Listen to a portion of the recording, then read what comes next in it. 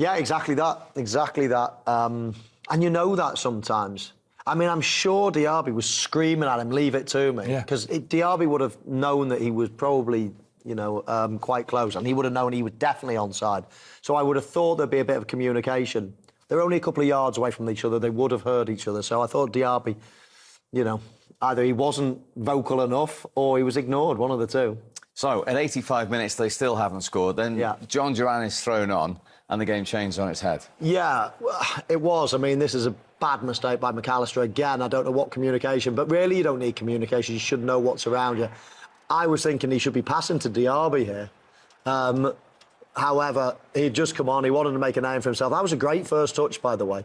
And Diaby, just at the bottom of your picture there, I thought, just lay it off. But he didn't. Now, Virgil van Dijk, he's got to be giving him some form of message, but I don't think he gives him anything, Tim. It's a poor pass from Virgil in the first place. I mean, McAllister lets it slip, but, I mean, you don't want that ball in there. Certainly when you've got a comfortable lead. Give all the credit to Duran there. He takes it onto his left foot and smashes it into the bottom corner. And then you think, well, perhaps they've deserved a little bit of luck, and they got it in the end. I mean, it was a good pass. John McGinn was driving them through already. He flicks this through to him and it just comes off his knee. He has no intention of putting that over Alisson, but he got the luck, what I think they possibly deserved for their endeavour and their drive and, like I say, determination when they're running on no petrol there. They have absolutely got nothing left in the tank, and the crowd were trying to drive them forward, and they deserved that little bit of luck. Yeah, lovely play from Diaby there. Breaks through the midfield. First touch was brilliant. Shows up McAllister for pace there. He ran straight away from him. And then, of course, there is a bit of luck in it. A lot of luck, in fact. But they had the momentum at that stage, Steve. And, if the game had continued, who knows what would have happened, because there was plenty of goals coming in that game. Well, it does continue, and I've got two questions for you. How good a save is this from Alisson? And if you're Diaby, are you shooting as well? I'm definitely shooting, yeah. I mean, I know there's players free in the middle there, but Van Dijk's almost coming from that angle, so it's very difficult to pass it through him. He decides to go for pace, but Alisson, yeah, very strong arm. Great goalkeeper, great save. OK, that is how it finished. 3-3. Yeah, the games that they play in are always good games, and they play football in the right way, the way in which, there's this sort of question that gets asked, who's your sort of favourite manager? And I would always say Jurken Klopp. Obviously, the team he manages, I'm not a fan of, but, he's just the personality, the character, the style of play, it's an electricity to it. It was called heavy metal football when he first came to England. It's adapted slightly, but I love watching his Dortmund team in the Champions League. When we had the Champions League, sort of all those, that Dortmund team were amazing to watch. And so was this Liverpool team. They played football as it should be played. Everything out there on the pitch, players going forward, players pressing, players looking to score a goal, tackle, run, pass, all the simple things. We hear a lot about structure, we hear a lot about tactics, and we love it. We love all the different styles of play. We respect that some teams have to play more solid, but we need teams like that. The XG of Aston Villa, incidentally, tonight was 3.36. That's the second highest figure in any game this season. Think about the 3 goals they scored, but also that huge miss of Diego Carlos. And go on. So do you say that was the second of any team? Second highest. Well, that's what some Aston Villa's second highest in this season. Sorry, because Liverpool's actually against that.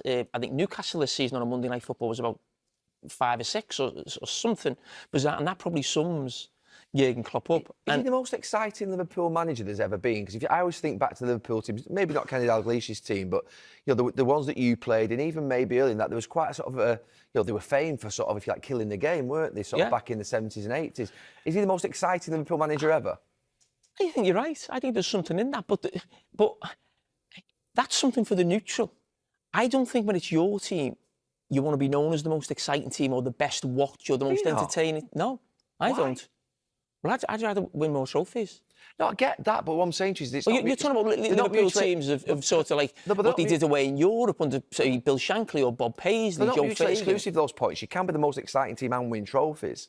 You don't have to be either or. I mean, he has won trophies and he's won champions. He has, but what I would say is there's no doubt, if you're the new manager coming in and people say you can't replace Jurgen Klopp, you said before the show, and you're right, how can you replace that personality, the sound bites in the press conference, that connection that we see with the supporters? That is very difficult. But in terms of on the pitch, the first thing the new manager has got to look at that is Liverpool defensively. Because you said Jurgen Klopp type of football is your best. I think when Liverpool come second to City the season after they won it, and then I think a year or two later they pushed City again all the way.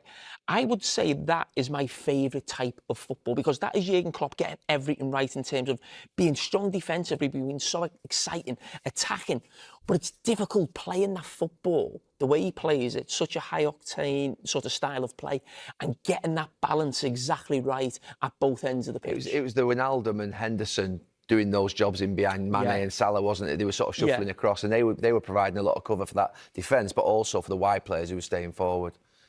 All right, let's hear from the Aston Villa. You know, so I would be absolutely all eyes on that game, me, tomorrow night. Thinking that City are obviously favourites to do the job, they need to win, and that they can have the most amazing night out sort of during the week, can't they? Tuesday, Wednesday, unexpectedly, because obviously Villa... Tuesday, Wednesday and Thursday. They could have an absolute belter of a week. Do you know what I mean? I think Arsenal will be really disappointed, but imagine Villa tomorrow night if this result goes, the way in which... Well, if Spurs were to win, it makes it a little bit edgy going to Crystal Palace, doesn't it? It does. And listen, we've things riding on the last game, maybe for the title. We've still got that. I mean, we're both there tomorrow, aren't we? I mean, it's a massive game, isn't it? For both clubs. And tomorrow... I think if City win, I think they've won the league basically tomorrow. But I mean, if Tottenham win, that does take that, to the last game, and then Arsenal won the league. Does feel a little bit like a season definer, doesn't it? Tomorrow night, 7 o'clock, Tottenham against Manchester City. But do not leave us yet. It's the first Premier League goal for him, and it's a go in off the top, almost that one where it starts outside and comes back in the top corner. So it was a. It was a brilliant goal. Stop it there. Just the one thing I couldn't believe, just watching it from a Villa perspective, and you mentioned before the game about conceding from crosses. Didn't you just isolate at the back post against him? He's only from 6'2". Didn't he's the smallest player on the pitch? I don't know how that can happen. No, there isn't an adapt. They don't adapt, or they don't sort of see the danger. You see Pau Torres, you see Tielemans. You just look at him. He's no chance, didn't you? I mean, he doesn't do very well himself. It lets him go inside him, but. Absolute mismatch. Little pat on the back for Jamie. The pre-match analysis about conceding from crosses. Well done. Oh, yeah, thank you. Get it right sometimes. The work paid off. But Liverpool really only have themselves to blame. Yeah, they do. And what's interesting, Jurgen Klopp made substitutions and he took Endo off, and McAllister goes back into the holding midfield role. And I think he's found it tough at the start of the season in that position, because I don't think he's got the legs. He's got the footballing ability, but this time the footballing ability lets him down. But at times, he can take a little bit too long on the ball and get caught in that situation. But I sometimes look at that. Listen, I'm talking about Liverpool. You've got to look at this guy who's come on off the bench and changed the game. Yeah. They were getting chances, though, weren't they, generally? Yeah. Villa were getting close, they were knocking on the door. I mean, he finishes this one as well. It goes through his legs, actually, as he sort of like scissors on the ground. McAllister, there's no chance, Alisson. But one thing I've noticed actually about Arsenal this season, we talk about always playing from the back. Mikel Arteta and Arsenal, in a situation like that late in the game, are not scared now to actually go direct. We sort of feel like we don't see it as much now. You always play from the back. But I see Raya a lot of times now, late in a game, they'll just go along with it. And I think it's refreshing, actually. We talked before the game about the potential force of the Aston Villa crowd, and suddenly they sense something. Now, once they got that second, I mean, you just felt that something would happen. The momentum shift in the game was there. Liverpool were attacking less and less, and Villa's tails, but there's a massive price for them. Just talked about it, and this is a really good pass into him, Pass from McGinn into Diaby. I mean, obviously, he talked about legs and being able to run.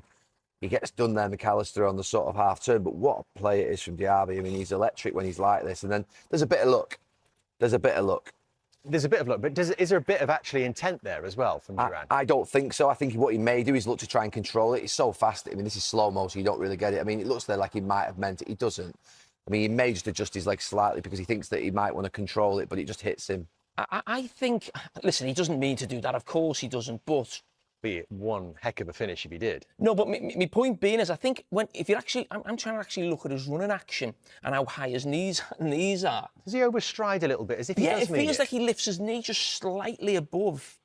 I think we see it more on the next angle, but when you see his actual running action before it gets to him and how high his knees are going, so you just keep an eye on him now, where his knees are, right, left, there.